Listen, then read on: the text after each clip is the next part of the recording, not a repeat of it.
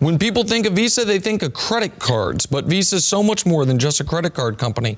It's a technology and innovation company that's making digital payments a reality for consumers, businesses, banks, and governments all around the world. At Visa, they have a simple and unwavering vision that can be traced back to their beginnings in 1958 to be the best way to pay and be paid for everyone, everywhere. They know that every Visa transaction is a promise. Whether you're at a food truck outside the stadium or paying your fancy league dues online, Visa wants to provide you with the most secure and easy payment experience possible. All you have to figure out is, where would you like to be? Visa, everywhere you want to be.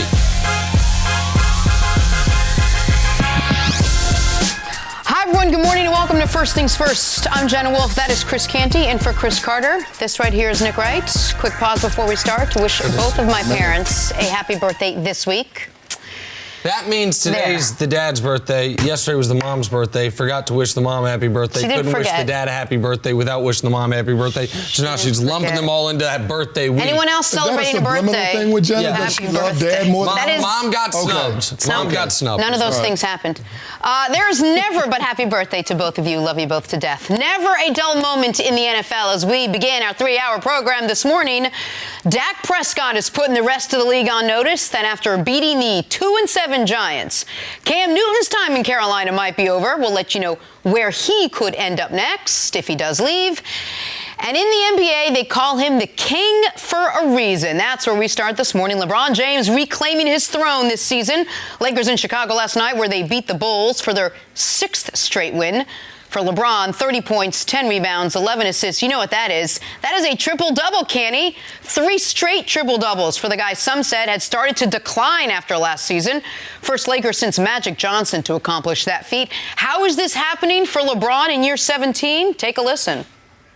Being a triple threat on the floor, you know, I trust my teammates to make shots. I just try to put the ball on time and on target, and they've been doing that defensively. You know, trying to rebound as much as I can, even though I'm playing the point guard position, and then scoring, just trying to read the defense, pick my spots, and just try to be aggressive. So, it comes with team success for me. A triple double means absolutely nothing to me if it's not in a win, this is 3 wins for us, and I feel pretty happy about the way we performed. Pretty happy, and then maybe a couple of other little emotions here. LeBron then tweeting this to his haters, #WashedKing. All right, Nick, is LeBron back to being not just perhaps the revengeful, angry player that he's never going to be because he's a nice guy, but being the best player in the NBA right now? Well, the only issue I would take with the question is the word back in it. I would never left. I would posit he never left being the best player in basketball. Now, he was injured, and when you're injured, you don't have the ability to show it. But, yeah, LeBron, for the better part of 14 straight years now, has been the best player in the league, and someone's going to have to snatch that from him. And yesterday's win was an oddly really good win for the Lakers. Yes. Because they played so incredibly poorly for 3 quarters to a bad Bulls team that LeBron had 28, 9, and 6 through 3 quarters, and that just barely kept them in it. It took a 4th quarter run that I know you're going to get into that really put the Lakers in position to get a win that should have never been in question. The Bulls are a building young team with a question mark at head coach and question marks all over the roster. So it shouldn't have taken a great LeBron James game for them to win, but it did, and he, of course, provided it. And for those that want to argue, no, LeBron's not the best player in basketball, my only question would be, well, then who is?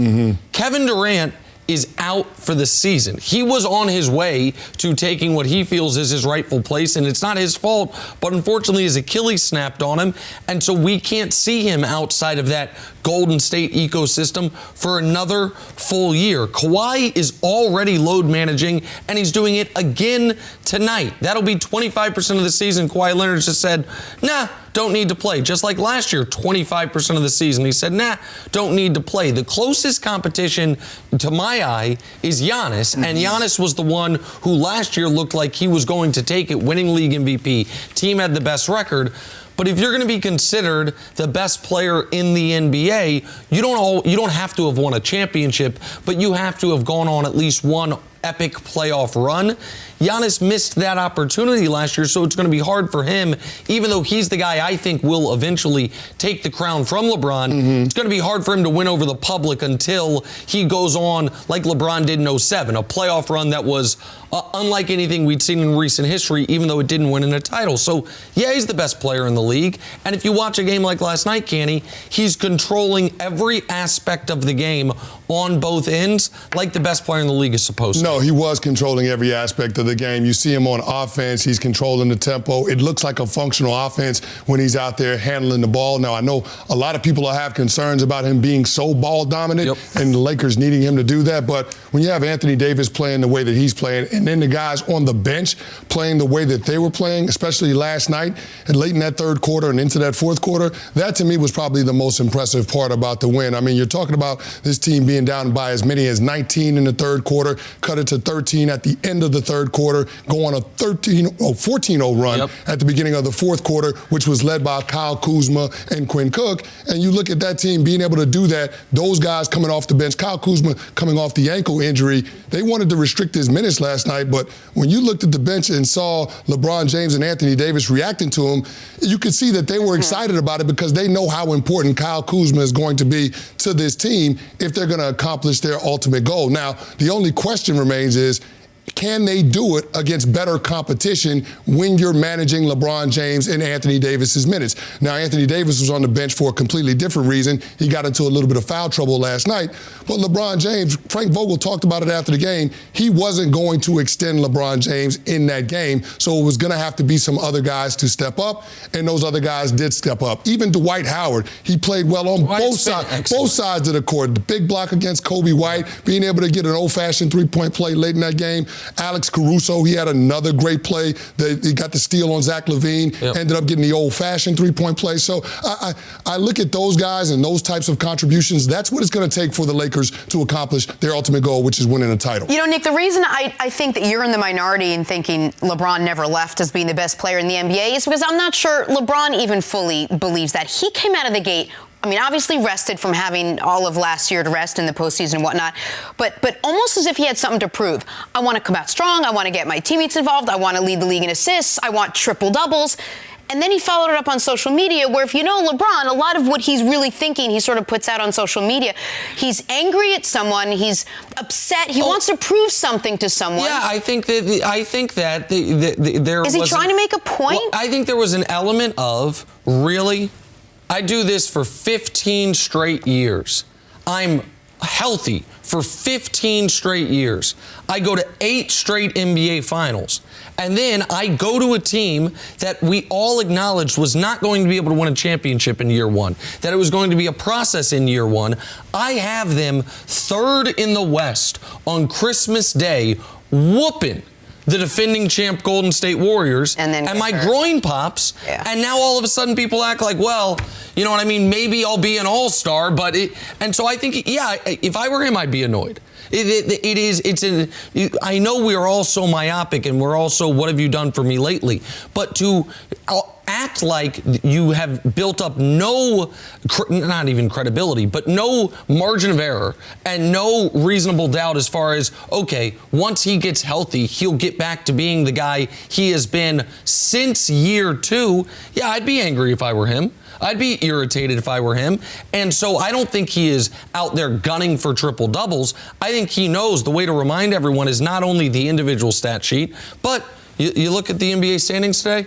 Oh, the Lakers have the best record in the league with the best point differential in the league. That's the way to remind everyone he's retaken his rightful place as the best player in basketball. No, you're right. That is the way to remind everyone. But I feel like because LeBron James has been so great for so long and we haven't seen somebody with his athleticism and his overall physicality in his game be able to sustain that level of play as they get later and later into their 30s, I think everybody wants to be the first one to the party to say LeBron James has lost it as the best player player The same in the way NBA. everyone tried to do with Tom Brady, and then he had that resurgence. That's exactly right, Jenna. For some reason, because those guys have been great and they've been able to sustain that level of play, people want to be the ones to predict when they're going to fall off. But LeBron James, I mean, you saw the injury that happened throughout the season last year with the groin, and we just knew that he was dealing with some health concerns. But there's an explanation for that. I mean, over the course of the last 7 or 8 years, nobody has played more basketball in terms of minutes and games than LeBron James. So, I mean, everybody has to understand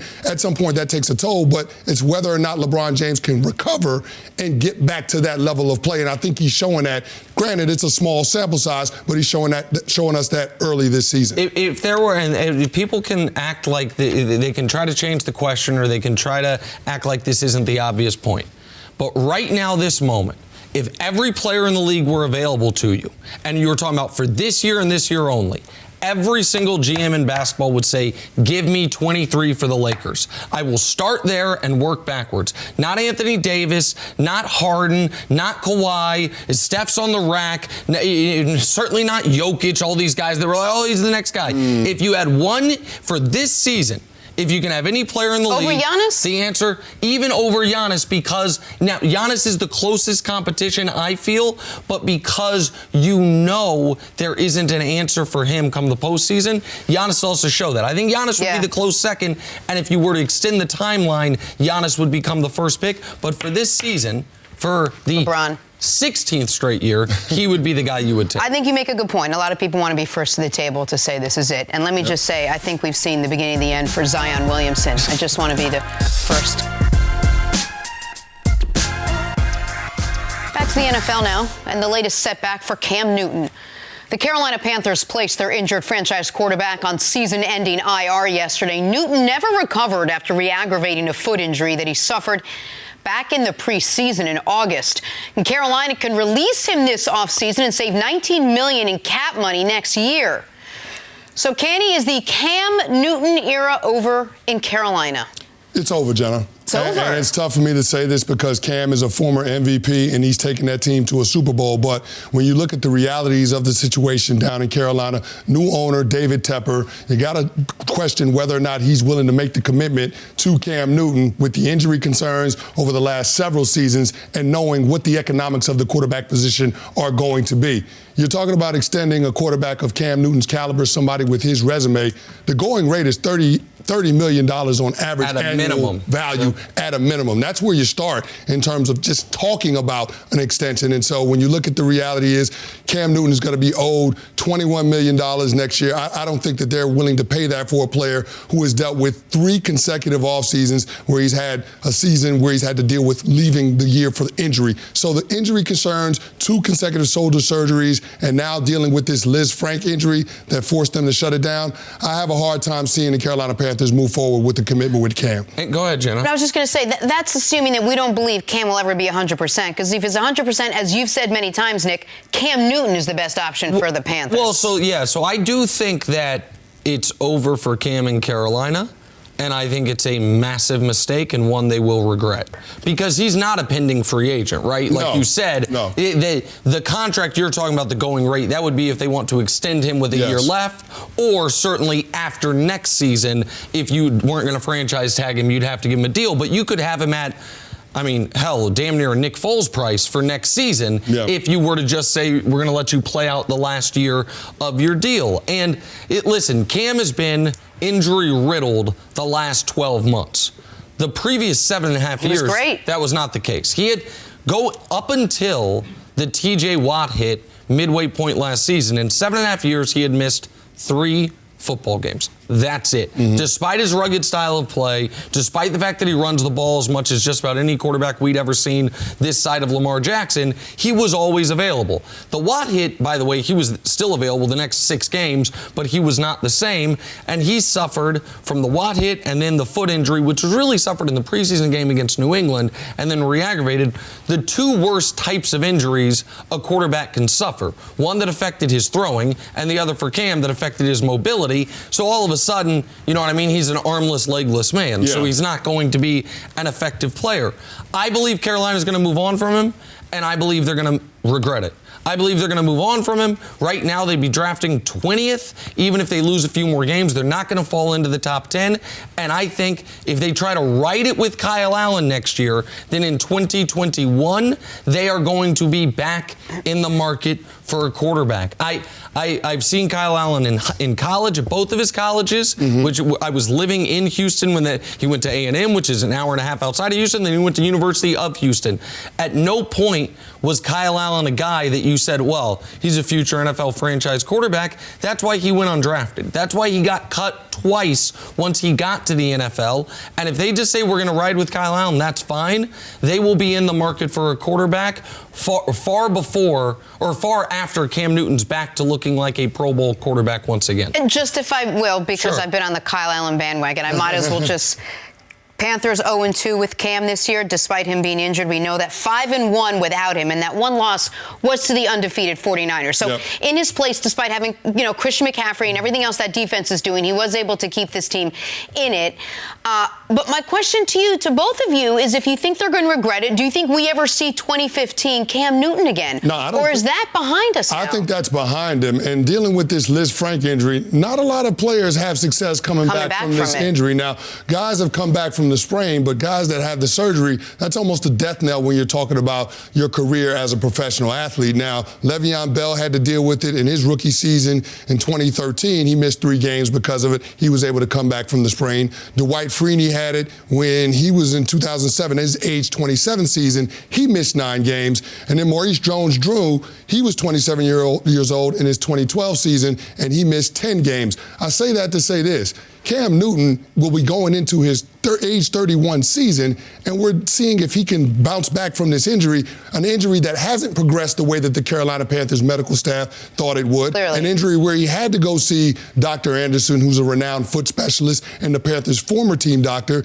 And at this point, they're not sure which way they should proceed, whether or not more time will heal the injury or whether they need to be more aggressive and have a surgery. So when you have a quarterback that has that kind of question mark, a quarterback that has relied on his athleticism up until this stage in order to be effective, there has to be some concern about continuing to move forward with him. And so for me, if you're the Carolina Panthers, knowing that he had off-season shoulder surgery in 2018 and then another one this past off-season, not knowing whether or not he's going to have surgery in the 2020 off-season, I think that's a huge concern, and that's probably a question mark. That's probably an unknown that David Tepper is unwilling to make a significant commitment to. And I understand why they wouldn't make the commitment to him. I'm not advocating the Panthers re-sign Cam to a long-term extension, but I believe Kyle Allen is an even greater question mark. The record notwithstanding, the Panthers are in win now.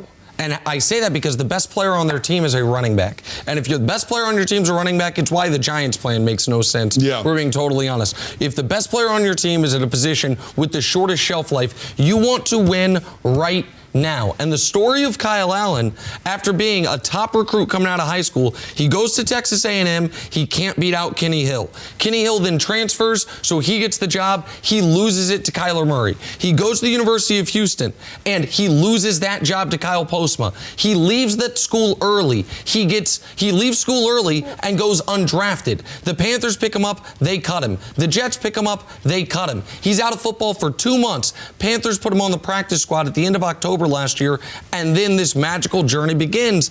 I don't think you go from losing your job multiple times in college at multiple colleges, having multiple NFL teams cutting you, to being a franchise quarterback. You've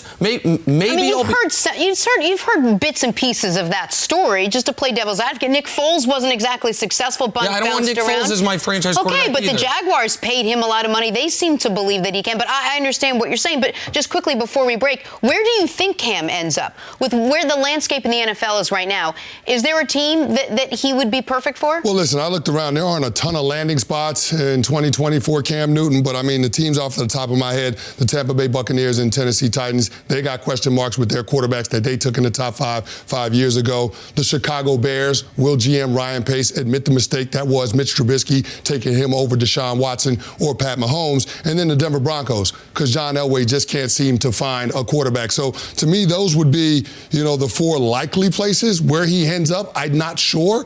Are the Panthers willing to trade Cam? Is there a trade market for Cam? Right. I think those are questions that they'll be asking themselves as they move through the regular season and get ready for the 2020 offseason. Cam's too good of a quarterback for Elway to be interested in him, so I'd cross him off there. The Bears are the best option for all parties involved. I don't know if Pace will admit the mistake, but you nailed the one I think he's going to go to. I think Tennessee. I think Tennessee's done with Mariota. They know Tannehill's just a placeholder. I think Tennessee's got a good team. Yeah. They had a good running back. They have a good defense. Vrabel might actually sneakily be a good coach. If they got Cam Newton, even if he's not 2015 Cam Newton, right. if he's just 2017 Cam Newton, then to my eye, the Tennessee Titans could be right there with the Texans and the Colts and the all of a sudden competitive AFC South. All right, let's talk about those aforementioned Rams, the ones the Steelers are playing this week. It hasn't been the season most would have predicted for the defending NFC champs. They're 5-3. They're coming off that bye, and for their quarterback Jared Goff, it's been a relatively inconsistent, if not mediocre, first half of the year. 11 touchdowns to 7 picks. But former Ram Aqib Talib joined the herd yesterday and said not to sleep on Jared Goff. I love Jared Goff, honestly. Money balls, I like John Elway highlights in practice. It's like deep balls, money balls, double moves. Money ball. It's like he got one of the best deep balls, most accurate, best deep balls that I've seen in a long time. And then he's smart. He's one of those guys who's in one of those unique situations where he got his tech teacher is the owner of the company, and he's not going nowhere, right? And so, you know what I'm saying? He's going to be able to learn that system and master that system. Criticize him all you want, man. Jared's going to be one of the elite guys for a long time in this league. Katie, that's some high praise for a guy who's watched him in practice the last couple of years. Are you buying Jared Goff as an elite quarterback, as Aqib Talib called him? And just real quick, I'm sorry, I just want to remind the audience, and for a guy that's he's no not longer even a team, playing there. I think some people maybe missed it this week. He's on the Dolphins now. He's not going to play. He's not going to play for the Dolphins. Right, but so this isn't just a guy protecting his quarterback. It's not his quarterback on the team. anymore. You're right. Go ahead. No, I understand that, but listen, man, Jared Goff, he throws a nice ball. He wouldn't have been drafted with the first overall pick if he couldn't throw. But the fact is, I'm not sure Jared Goff knows who to throw, and I'm not sure he's capable of playing the quarterback position at a high level when you don't have a healthy Todd Gurley. Keep in mind, Jared Goff is under center more than any quarterback in the National Football League, and that's for a reason. Sean McVay and that offense want to be able to operate in the passing game with the benefit of play action and being able to suck up those second-level defenders to create that separation in the coverages that they're looking at. But in terms of Jared Goff, we saw what happened to him in the postseason last year when you didn't have a healthy Todd Gurley and when defenses held their disguise for longer than 15 seconds and left a little bit this season. 15 seconds left on the play clock because they realized that the coach-to-quarterback communications headset turns off after 15 seconds at 15-second mark on the play clock. So Jared Goff was a little bit confused with some of the disguises, and coming into this season, the question was whether or not Jared Goff was going to be able to take that step from the mental aspect of the game and graduate from Sean McVay having to tell him where to go with the football in certain coverages and being able to read defenses in real time. I haven't seen that through the midway point of the season, not to a level that we expect for a team that just represented the NFC in the Super Bowl. I agree with you 1,000%, and I have to hold Jared Goff to the same standard I have held a fellow quarterback in his draft class, Dak Prescott, which is I know you were great one year. I know there was 1 year, and I would argue his best year was the first year with McVay, not the Super Bowl year, because the Super Bowl year, there was a clear line of demarcation. He was extraordinary. Then Cooper Kupp went down, and his production fell off a cliff. Then Todd Gurley got hurt, and the production fell even further, as you saw in the Super Bowl. So he's had his rookie year, he was awful. His second year, I thought he was excellent. His third year, he was really, really good up until that Chiefs game that everyone saw. Yep. And then it all the production fell apart from there. And this season, up until 2 weeks ago, the Rams were 3-3. He had 7 touchdowns, 7 picks, and an 81 rating. Now, he got right against Atlanta and Cincinnati, where he throws 4 touchdowns, his 109 rating, takes advantage of some bad defenses.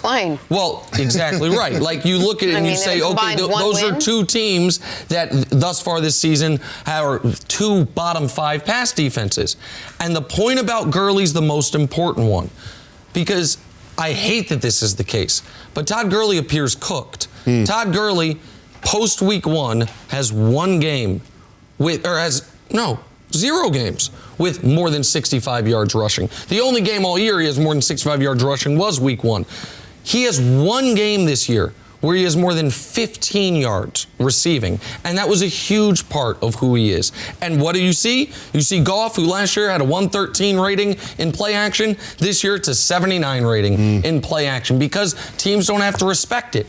So I'm not saying Jared Goff can't realize his full potential as former #1 pick. What I'm saying is I totally disagree with Aqib Talib. That of the young quarterbacks in this league, if I'm buying stock in who I think is going to be the next generation of stars, I go down a long list of names before I get to Goff. In fact, I do, and I've considered a Dak Prescott critic. I have more faith in Dak over the next decade than I do Jared Goff because Dak doesn't have someone telling him the answers to the test up until 15 seconds. He's having to do it on his own, and he, to me, thus far this year, has been far better than Goff has been. Rams are going to need every win possible over the next 2 months if they won't have any shot to get to the playoffs, and you wonder if Jared Goff, if you have enough trust in him to be able to get them there to do it, especially with a limited Todd Gurley.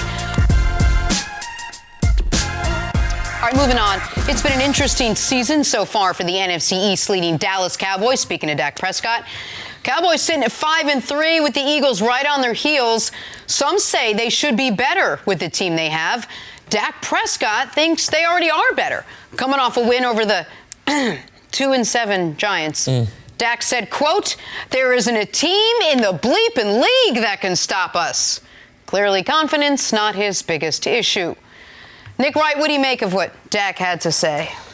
Yeah, I like the confidence. I'd like to see it backed up. And the Cowboys have been great this year against bad teams, except for the Jets, where they were bad against a bad team. Yeah. But they have 1 win against a team that has any quality whatsoever. It was the Eagles game, and to their credit, it was a dominant win and the most important game of their season up to this point.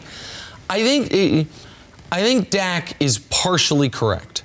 And that is when the Cowboys are fully healthy, when you look at their Thursday injury report and almost everyone's either a full participant or he's got a couple guys that everyone's going to be available on Sunday. Yeah, I think the Cowboys can play with anyone. Now, I don't think the Cowboys' best beats the Saints' best or Packers' best, but if those two teams at full strength played each other, Cowboys would win 3 or 4 out of 10. Like, they're not drawing dead in those matchups. Their issue has been, and their quarterback's issue has been, the inability to play anywhere close to your maximum potential when you do not have maximum health and maximum weapons surrounding you. That's the next step for Dak Prescott. It's not just, as you pointed out, avoiding the inexplicable mistake, which he's made a few of this season, but it's also, hey, there's a lot of teams this year that have had an offensive lineman out with an injury. They don't fall apart. Or their #1 wide receivers out with an injury. They don't fall apart. That's the next step for the Cowboys. When they show you they can do that, that's when this quote would be, to me, much more accurate. Exactly. And you're looking at Dak Prescott. He's the guy that should be able to help the team overcome dealing with injuries and guys not being available. But I can't ignore who Dak Prescott is when he doesn't have Tyron Smith. I can't ignore what I saw a couple of years ago when he didn't have Zeke for 6 games. So Dak Prescott, to me, still has a lot of show and prove, and that's probably why he and Jerry haven't been able to come to grips on the contract. But with all of that being said and all the issues that the Dallas Cowboys have displayed up until this point, they still beat the Philadelphia Eagles, who is their primary competition in their division. They're 4-0 in the NFC East, and they're well on their way to having an opportunity to get into the tournament, where I feel good about this Dallas Cowboys team just based on the style of play. Because they lean on the run game. If that shows up and their defense continues to make strides and that pass rush continues to be dominant with Robert Quinn and the addition of Michael Bennett, you feel really good about this Dallas Cowboys team once they get in. The only question mark is,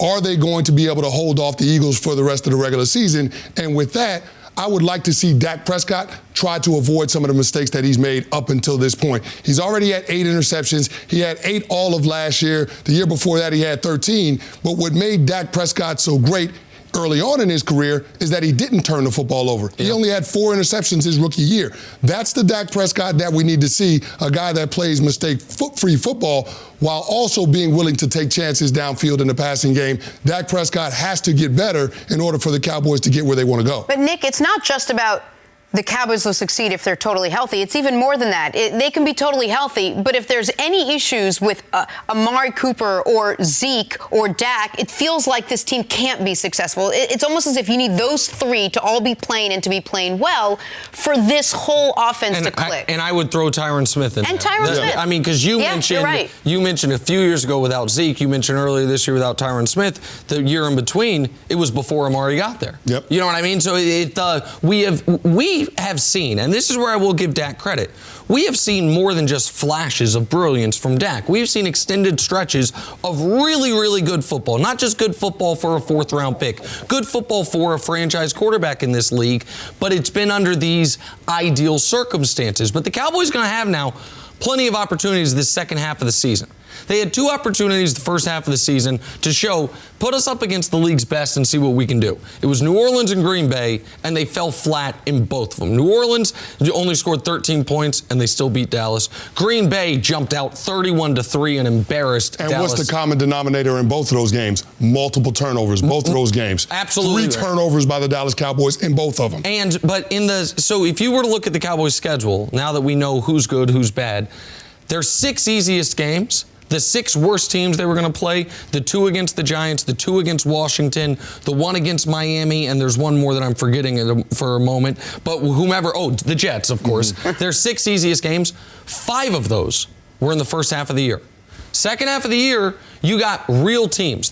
Minnesota is a real football team. One of your easier games the second half of the year is at Detroit. Detroit's not a walkover. Detroit's had some tough losses. You play Buffalo. One of your easier games the second half of the year is at Chicago. Chicago's a real team. They don't got a real quarterback, but they're a real team. So the Cowboys are going to have plenty of opportunities to beat the types of teams they were unable to beat the first half of the year. But if they don't, then the Eagles got to be saying, Eagles have the inverse of that. Absolutely, coming up soon. And so the Eagles got to be saying, 8-8, we'd be alive. 9-6, unless the Cowboys can show you what Dak is saying is true up to this point in the season. To me, they haven't yet displayed that. Here, first things first, we're joined by Fox Sports NBA analyst Sarah Kustok. Sarah, good morning. Hey, good morning, you guys. Thanks for having me. It is great to have you Nick here. always does the handshake, so now now you got with you. Yeah, there we go. Handshakes are good. I like high fives, but we're too far. It's the cold season, yeah. so dap it up. Hey, let's talk about LeBron James reclaiming his throne this season. Lakers in Chicago last night, where they beat the Bulls for their 6th straight win. For LeBron, 30 points, 10 rebounds, 11 assists. That is his 3rd straight triple-double for a guy some said had started to decline last season. Some, not the guy to my right. First Laker since Magic Johnson to accomplish that feat. How is this happening for LeBron in year 17? Sarah, is LeBron back to being the best player in the NBA? I will say yes, but I think we look at a handful of players. Obviously, things changed at the end of last season. We forgot a little bit about LeBron James, considering the fact that he was hurt. He didn't play in the postseason. I think that's why we saw the things that Kawhi was able to do. Kevin Durant before he got injured. Giannis Antetokounmpo being the MVP. However, when it comes to who's the best player in the NBA, I think about who would you want, whether it was a 2-on-2 game, whether it was a game 7 of the time, who do you want on your team? And that is LeBron James. That remains to be LeBron James. And he's had a tremendous start to this season.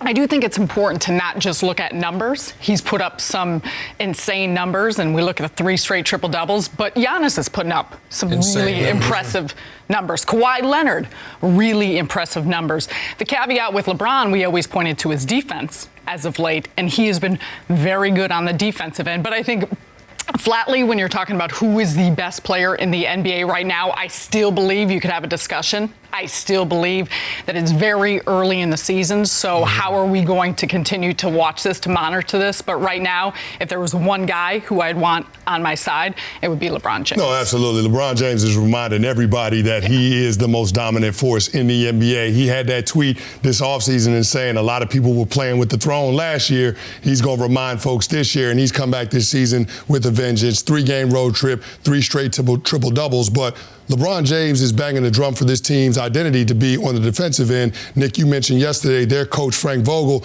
that's been his calling card throughout his entire career. So I like the Lakers. Defense? Defense. Yeah. And if this team is going to be as good as they have been, not last night, but as good as they've shown in most of the games that they've played this season, if they're going to continue to be as good as they have been defensively, then I like where this Lakers team is going to end up at the end of the season on into the postseason. But as far as LeBron James is concerned, I don't think there's any question marks about the level of play that he can get to. I know what we're getting from Anthony Davis.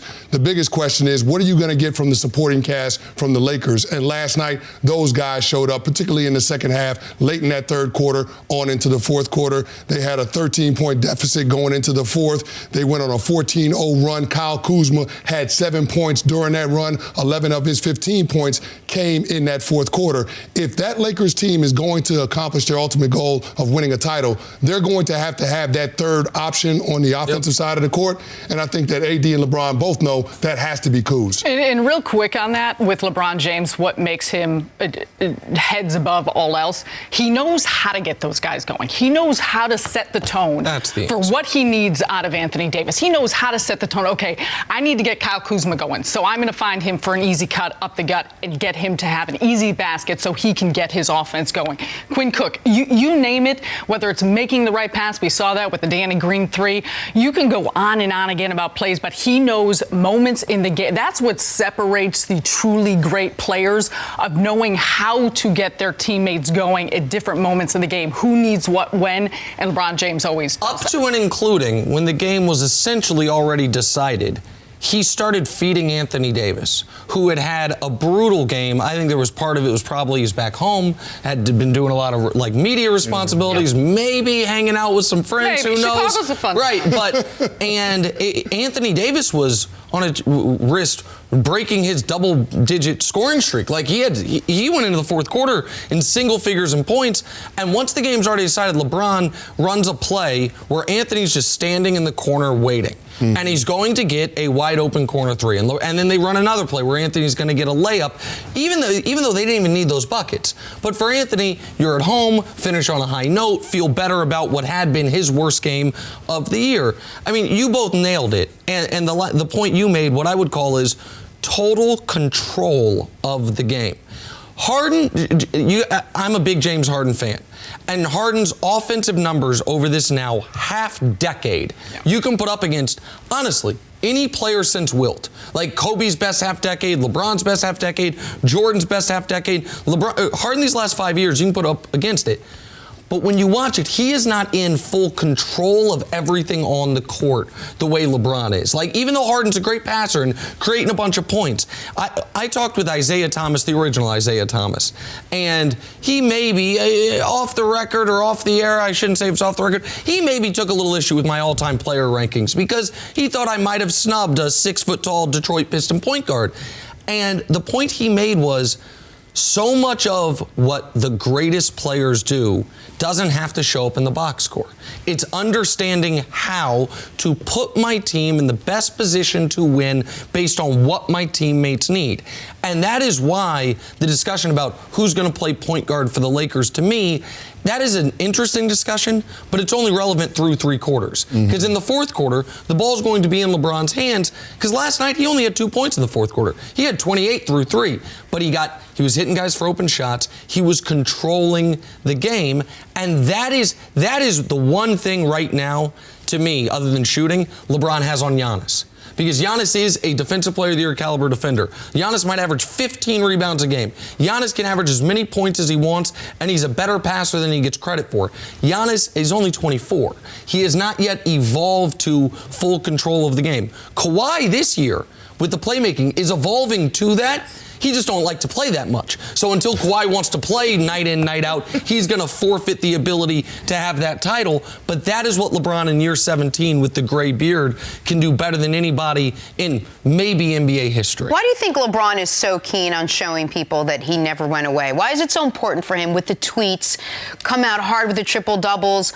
I want to show people I'm more than just a point scorer with leading league in assists. Like, why has that been such an important thing? Why does he want to make get inside LeBron's head, but if you believe you are the greatest player to have ever played the game, which I believe LeBron James does, then you want to show that. And I think for him, I mean, we never know. You can nitpick what makes someone tick. What makes this player tick? Why are they? What motivates them? And I think a part of what motivates him is people understanding his greatness. And I like that. I like the playfulness. I love the tweet afterwards. I like the fact that he is pretty open about listening and hearing what people have to say and having something to prove. I don't have an issue with him hearing what everybody has to say, but I don't know about LeBron James taking on this villain persona, because in the past it hasn't necessarily worked out for him. I think LeBron is a better hero than he is a villain. He's already got enough pressure on him right now with what he's trying to do this year, because he made the move to LA. It was going to be championship or bust. Those are the expectations, but there have always been high expectations ever since LeBron James came into the league, and people have doubted him at every single turn in his career. So that's why I think he's so adamant about proving to everybody that he's still the best player in the league. It's because everybody wants to find a reason, no matter what it is, to doubt him. Now, at this stage in his career, it's about him being in year 17. Can he keep up this level of play? And just quickly, you mentioned move to LA. He still hadn't won over the Laker fans prior to this year.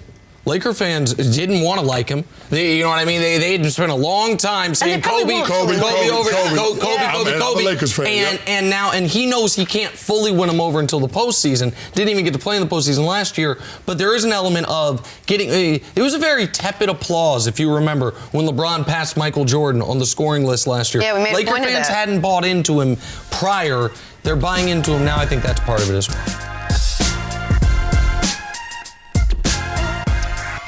Back here, first things first, we're now joined by former Pro Bowl linebacker Bart Scott. Thanks for hanging with us, Bart. What up? 3 days in a row, man. This is almost like a relationship. I didn't really like that left-handed fist bump you gave me. My bad. Boo. Yeah, when people give you the left, Left-handed, you know they ain't right. You know they ain't But you're right. lefty. It doesn't matter. Well, right hand is a sign of respect. You Yeah, give him the left exactly. hand. Oh, I didn't know that. Is that a guy thing? That's an urban hood thing. I would say It's human. a human thing? It's a Okay. human. Well, that's probably why I missed it. Guy code. Bart, let's talk about the latest setback for one Cam Newton. So what do you think, Bart? Is the Cam Newton era over in Carolina? This is a tough one for me, because when you look at Cam Newton, he's only 30 years old, but it's not Father Time. I just think it's the accumulation of injuries. You know, he reminds me, we were talking about yesterday about, the late, great Steve McNair. And he kind of reminds me about the style of play, the way that he ran over people, the way that they used him as a lead runner. You know, you look at some of the hits that he's taken when he's trying to go in against Atlanta, and he gets almost knocked unconscious and keeps ticking. But the thing is, eventually you break down. Yep. And it just seems like his body's breaking down. When your body starts breaking down, your body tries to compensate, and it happens, and it just continues to happen. Last year it was the shoulder, and this year it's the foot. And I always get afraid when I think about a mobile quarterback with Liz Frank. Can he be a pocket quarterback? Last year he got him off to a great start, 6-2. Yep. He got him off to 6-2, and then they lost 8 in a row after the shoulder. And his numbers were better than the MVP year, up through 8 games. Right. But see, the best ability in the league is availability, and everybody's replaceable. And really what the Panthers are going to have to decide is Kyle Allen a true franchise quarterback? Yes. Because if he is, then you go all in and you become, you have a higher gun, because now you have a cheap quarterback and you can go out and you can get, extra special, weapons on the outside. Cam Newton, he's only going to make $21 million. That's a bargain. He's right above Andy Dalton. So when you think about how much you have invested inside of your quarterback position, that's really not a lot of money. He ranks like 19th overall. Yeah, see, for me, it's not whether or not Kyle Allen is a franchise quarterback. That part of it is not the biggest concern. The question is whether or not the Carolina Panthers are willing to extend Cam Newton beyond 2020, and knowing what a quarterback extension is going to cost with a guy like Cam Newton's resume. A former MVP, led the team to a Super Bowl back in 2015. I mean, you're probably talking about starting at $30 million on average annual value. Right. Is David Tepper and Marty Hurney, are they willing to make that kind of commitment to Cam Newton, a quarterback that has dealt with shoulder injuries, not just this offseason, but the prior offseason, who's currently dealing with the Liz Frank injury that that they thought that they could treat conservatively, let it heal up. It hasn't gotten better. He had to see Dr. Anderson. We don't know how they're going to approach it in terms of trying to get him right, whether they're going to give it more time, whether they're going to have to deal with a surgery in the offseason. But for a quarterback with Cam Newton's style of play, with the physical ailments that he's dealing with, I mean, Bart hit the nail on the head. Quarterbacks, players in general, don't become healthier as they get older. It's a lot of wear and tear on Cam Newton, and there are serious questions as to whether or not we've already seen the best of it. Let me ask you a question. I just want to follow up, because why can't the Panthers do what seems like is option C, which is not extend him and not move on from him and just say, Cam, you're in the last year of your deal. You're going to play the last year of your deal out, and we're going to see if you can be healthy, because we all agree $21 million is a bargain for a quarterback in this league. If they cut Cam and go with Kyle Allen, just to get a veteran backup is going to cost you $6 or $7 million probably. So why is that to you? It's seemingly not a viable path. Well, here, it's not a viable path, but just because we don't see quarterbacks, especially franchise quarterbacks, go into a year with no guaranteed money in future years. It just doesn't happen. Now, this could be the extenuating circumstance where the Carolina Panthers and Cam Newton both acknowledge the situation, but I don't know that to be the case. I don't know that one won't force the other's hand this offseason. Can I ask you a question? Yeah. Why not let Kyle Allen start, ride Christian McCaffrey, make this a really great defensive team with a great running game, and then you can do what you do, save all this money in that cap space, that $19 million, go out and build whatever you need to build, a strong line, whatever it is that can make Kyle Allen just sort of manage the game, because you have so many other pieces in place. Yeah, because the reason you don't do that, because just managing the game won't get you a Super Bowl. Exactly. But you're trying to win. The Ultimately, Ravens a Super Bowl with Flacco. No, Flacco wasn't the game manager. Yeah, he was a good Flacco that year. He went into a zone. He was a different type of player that year. So what they're going to have to realize is, what's Cam's value? What can we get for him if we trade him in the open market? Can he still bring back a number one? I think if you call up the team in Illinois and you call the Chicago Bears up, they might say, we'll take and absorb $21 million because we feel like we're a team right on the cuff. If Kyle Allen, he's really auditioning for the rest of the year. If he's able to get this team into the playoffs, able to play well in the playoffs, I can't see how you take the job from him, not having certainty that Cam Newton could be healthy. You have to commit to him for 3-4 years plus an extension, which it can be prorated, but it's still going to be a hefty number. If you move on from Cam Newton, mark it down. The Carolina Panthers are going to be in the market for a quarterback for the first time since they acquired Cam Newton a decade ago. There's not a long list of successful quarterbacks with Kyle Allen's resume. And Kyle Allen, by the way, the only thing impressive on his resume from this season is the win-loss record. The completion percentage, the yards per attempt, the quarterback rating, touchdown interception ratio are all in the 20s. But what matters? Okay, what if he had great numbers and they were 1-5 over the last 6 then I would believe in him, because I don't believe in the quarterback wins nonsense. I just don't. I know a lot of people do. I know a lot of people say this is the definition of a great quarterback. You guys mentioned Joe Flacco. Joe Flacco once won a playoff game. I think it might have even been a road playoff game where he completed 3 passes. Was I on that team? You might have been on that team. Like, there's this quarterback win stuff. We've got to do a better job of acknowledging that no great quarterback loses more than they win. We all understand that. But some bad quarterbacks win more than they lose. This is what got the Jacksonville Jaguars in trouble. The team was winning. The team, made a conference championship game. They're like, well, Blake took us to the conference championship game. Instead of recognizing that not only was the defense driving that bus, but Blake was in the back pulling it the other direction, preventing them from getting further. And so I'm not saying Kyle Allen's Blake Bortles. What I am saying is that if the Panthers move on from Cam, they're not going to be in position to draft a quarterback in the top 10 this year. No. They will be drafting a quarterback in the first round the following year, because Kyle Allen ain't the answer. He's a nice stopgap for the time being, and he has proven something that a lot of people didn't think when he went undrafted and was cut twice his rookie season. He's a viable NFL backup quarterback. That's what he is. Trevor Lawrence?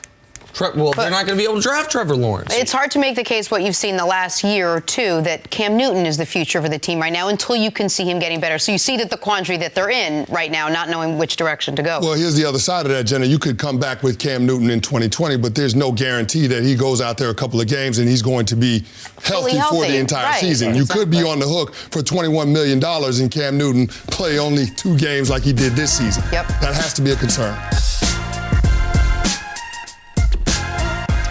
Let's talk some Kawhi Leonard now. The much-anticipated matchup of Kawhi and Giannis, Clippers and Bucks tonight.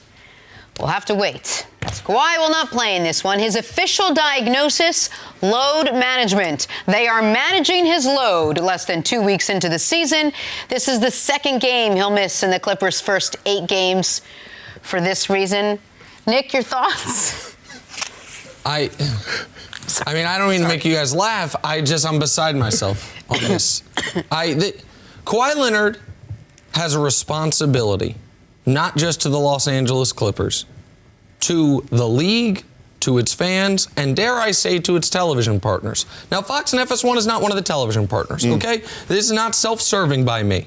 In fact, the network it's on tonight, I hope nobody watches it ever in life. But I'm sure people were looking forward to seeing Giannis and Kawhi. Kawhi Leonard is in year 9. He is 28 years old.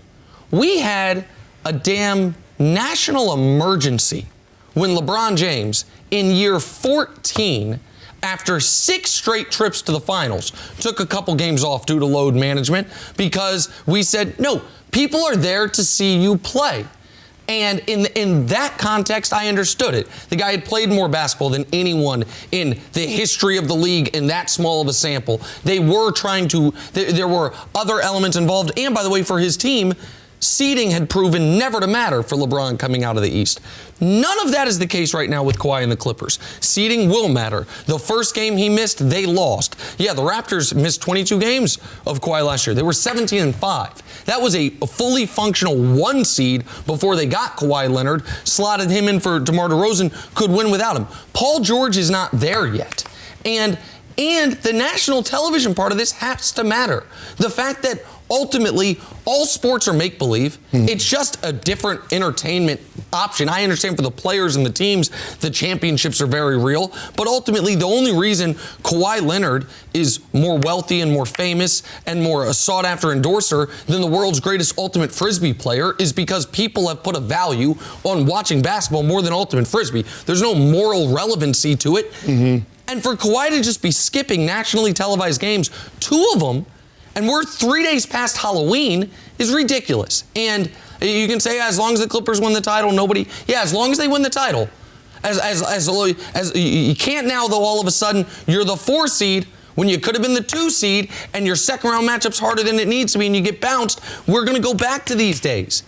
And I don't want to be the old man yelling at a cloud canty, but I'm old enough to remember when guys in year 9 at 28 years old, when they're not coming off an injury, plan to play. The plan was, I'll play at least 75 games. Kawhi last year played 60. He was coming off an injury. Fine. He's not coming off an injury. He's now going to miss 2 of 8, and they're both on national TV. I hate it. I just hate it as a fan and as a consumer of the league. So for the conversation's sake, let's assume everybody is healthy. Where would you put the Clippers in the Western Conference? At top 3.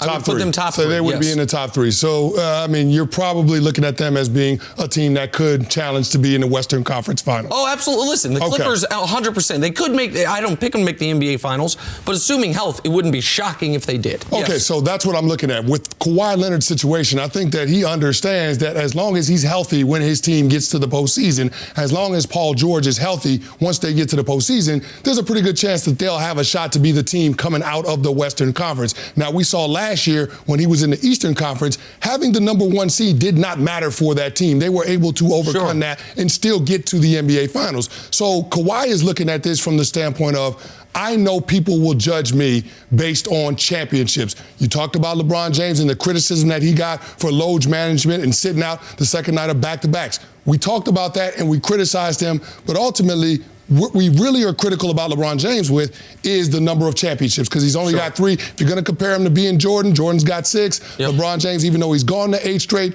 they hold his record in the finals against him. So Kawhi understands that when you're the caliber of player he is, and when you're in a conversation for the greatest player on the planet, a big part of that is what your resume looks like in terms of winning titles. And I think that they prioritize that. And the biggest part about the regular season is it's a war of attrition. So making sure that I'm as healthy as I could possibly be once I get there, that has to be the priority. Well, here's the thing, because you said something very important. When you're in the conversation for best player on the planet, a big part of that is winning titles. Yeah, 100%. I would argue the final part of it and the most important part of it is winning titles.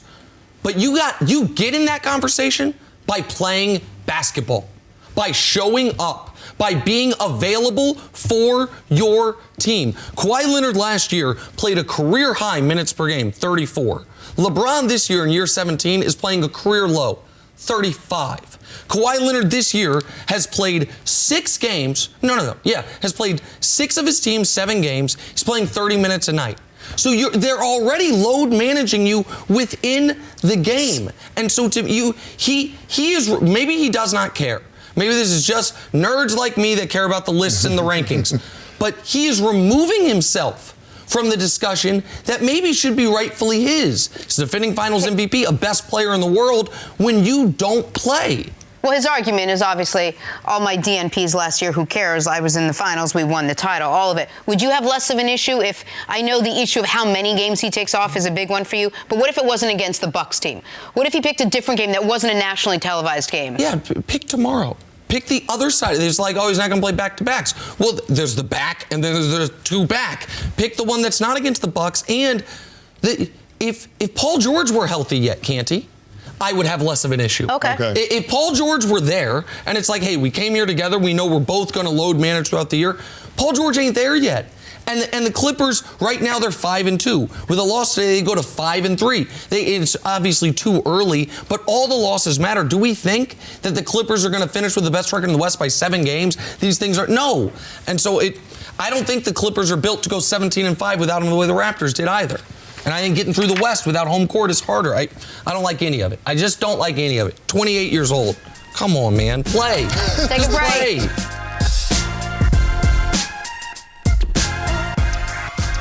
We've been treated to some star-studded performances by Kyrie Irving, the Nets superstar, 222 points this year. God. That is second most in a player's first 7 games with a new team in NBA history. Why? First most? Will Chamberlain. That's not bad company for Kyrie. Sarah, you're with this team every day. How impressive has Kyrie been this year? It's been so much fun to watch, and I think it's a certain level of a player that you're accustomed to the numbers they put up. You see the highlights, you're watching the games in and out, but you don't truly appreciate the player that they are. When you look at the number, it's not just the points, too, because it's about he's averaging close to 8 assists per game. He's at about 6 rebounds per game. The rebounds is impressive. And he has been getting after it. And you say that on the glass, he's been really active. He's been much more active and engaged on defense. And the way in which he's done it throughout the flow of the offense. And so I think you look at these numbers and it's like, oh, he must just be putting up a ton of shots and have a sky-high usage rate. It's not been that way. He's been highly efficient from the field. He can hit a 3 from anywhere. He can get to the basket. I think more than anything, and we always see it, the highlight reel type handles that he brings to the table. But how he's able to manipulate a defense. It is not translated probably to the extent that they want in wins to this point, but I wouldn't put that on Kyrie. He's also had some timely baskets. So he's really been a tremendous asset to a team that's continuing to still look to build some chemistry. Well, Kyrie wanted to go somewhere where he would feel the love, and Brooklyn was a team where the players and the organization were actively recruiting him during the season and the offseason. And so you look at this situation, this is everything that Kyrie Irving was looking for. You know, coming off of a year where he got a lot of criticism in Boston. People didn't understand why that team didn't live up to expectations. That team pushing a LeBron James-led Cavs team the year before with no Kyrie, with no Gordon Hayward to Game 7 in the Eastern Conference Finals. People couldn't figure out why that Boston Celtics team couldn't take that next step and why it looked like they regressed. And Kyrie bore the brunt of that criticism. But now in Brooklyn, it hasn't been that at all. So I think a lot of it has to do with the expectations coming into this year, because even though Brooklyn had an awesome offseason where they got Kyrie and KD, everybody realized that KD is going to be dealing with the Achilles and that you probably weren't going to see him the upcoming NBA season. But that provided Kyrie with the opportunity to come into this year with relatively low expectations in comparison to the organization that he just left. So he can just go out there and play basketball. And to me, it looks like a more relaxed Kyrie Irving out there. And the one other difference that I would say in the situation this year with Kyrie as opposed to Boston, this is a more veteran team than the group that was up there in Boston. I think that the Nets are secure in their identity and what Kenny Atkinson and Sean Marks have been building for several years now. So I just feel like this is a better situation for Kyrie, a lot less noise. He can go out there and play basketball. Too many guys in Boston, and I don't begrudge them this, were playing for their second contract. And that's the riskiest thing in the NBA. Terry Rozier had never been paid. Jaylen Brown had never been paid. Al Horford was a pending free agent, even though Al is the consummate pro. Tatum had never been paid. And so all those guys who had thrived when Kyrie was on the shelf, when he was hurt his first year in Boston at the end, it's the chemistry never fit. And Kyrie is a different cat. And I don't say that in a negative way. He just listen, some people say I'm a different cat. Like there's not the same way Kyrie is, but there are some things that go along with Kyrie that not everyone is going to thrive with and not everyone wants to sign up for. And I know some people can say, oh, the Nets, they were one of the fun up-and-coming teams. Now they're 3-4 this year. Two things are unfair about that. One is, first week of the season, they had the game in Kyrie's hand to win it twice and just missed. Like now, in the game in the middle of that, he actually had the game in his hand and made. But the first game of the year, he did a little slip and slide maneuver and missed the jump shot. Second game was when Ja Morant blocks him and they end up losing overtime. Mm-hmm. They could easily this year be 5-2 instead of 3-4. But the other thing for the Nets is they have a gaping hole at forward on their roster. Now, you know who's going to step into that hole is Kevin Durant. Yeah. But this is, and I'm not trying to put you in a weird spot, but they built this team believing, well, when KD's here, not only are we not going to have a hole at forward, we might have the best player in the league, some would argue, in that spot. But in the meantime, they've got a bunch of competent NBA centers, maybe a surplus of competent guards, and they're figuring out the front court spots, which in a league where all the best guys are front court players, it feels like, that's a tough spot to be weak. But 31, 32, 6, and 8 is unimpeachable. And he's doing it on high efficiency. So I was a critic of Kyrie last year to a degree because I felt like it wasn't going to work in Boston, and that was proven out to be true. I think it's unfair to criticize him based on the Nets being a game under 500 through 2 weeks this season. Okay, let me just be a little Debbie Downer here. With those 32 points come the rumors of mood swings, of sometimes he's got some personality issues, sometimes butt heads with management in some way. How does that factor in, and how concerning is that for the team? And I respect these questions, or I respect the things that people talk about from what happened in Boston, what happened in Cleveland. I'm there every day. I'm there at practice. I sit through the open gyms. You're there at games. You talk to the teammates. You know the players, many of them who you've known for many years, and there's been no issues. And that's not to say we've all been through the course of an NBA season, the highs and lows. You're traveling with people, you're around people, things come up and things happen. But to this point, and I know that had stemmed from Jackie McMullen I respect more than anyone on the planet. I don't think that was the purpose of her article. And sometimes we pull one thing out of there, and that's where the mood swings had come up from. I think anytime a guy comes to a new situation and he's still relatively young in his career, 27 a fresh slate, and it's a different group. And as Nick said, it's a different set of personalities on this Nets group, which have embraced Kyrie. Kyrie has embraced them. He has got a high level of compete. He is intense, and he brings a whole nother level of a mentality of trying to win a championship to a group. However, I think that's been something that's been a very positive for this team. And I want to add one other thing. The Nets last year were a really, really successful indie film where they had no stars, where they had everyone that was just trying to prove themselves, all it is. They are now a set where Christian Bale or Russell Crowe or Scarlett Johansson walks onto it. And guess what? Those people get a little special treatment. Those people are a little different than the others. And maybe for some people it's jarring because, we had all this great everything going. Yeah, but you had a defined ceiling. To get in, there's not a lot of Tim Duncans. There's not a lot of people, continue the analogy, not a lot of Keanu Reeves. A-list superstar with no ego whatsoever. It's like just wants to be one of the guys. So and again, I've been someone that's been critical of Kyrie Irving. You know this is the deal with the most famous people in the world, of which Kyrie is one. I don't think that has to do with the Nets being, to this point in the season, slightly below expectations record-wise. Thank you for listening to the First Things First podcast. Remember, leave us a review and tell us what you think. Subscribe to the podcast on Apple Podcasts and catch us on FS1 Monday through Friday, 6:30 a.m. Eastern. For Chris Carter and Nick Wright, I'm Jenna Wolfe. So long, everybody.